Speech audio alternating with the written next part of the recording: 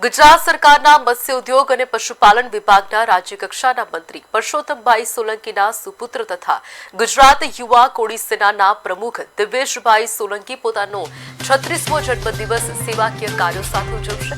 જન્મદિવસ નિમિત્તે ભાવનગરની કોળી સમાજની બે વિદ્યાર્થી હોસ્ટેલ અને ગાંધીનગરની એક હોસ્ટેલની લાઇબ્રેરીને સ્પર્ધાત્મક પરીક્ષાઓ માટે જરૂરી પુસ્તકો, ખુરશીઓ, કબાટ અને અન્ય શૈક્ષણિક સાધનોનું અર્પણ કરવામાં આવશે।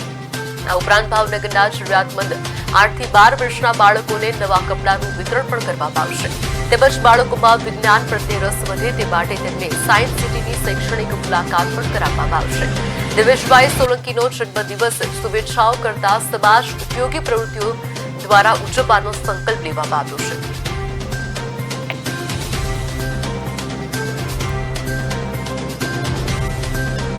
અમારા સામાજિક આગેવાનો, અમારા ભાવનગર 103 વિધાનસભાના મુખ્ય બધા આગેવાનો, સરપંચશ્રીઓ બધા શુભકામનાઓ અમને પાઠવી છે।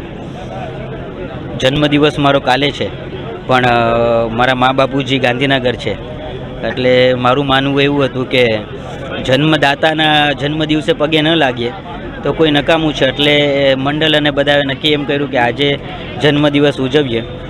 એટલે બધા મને શુભકામના પાઠવવા આવ્યા છે, એ બદલ બધાનો હું ખૂબ ખૂબ આભારી અને ઋણી છું।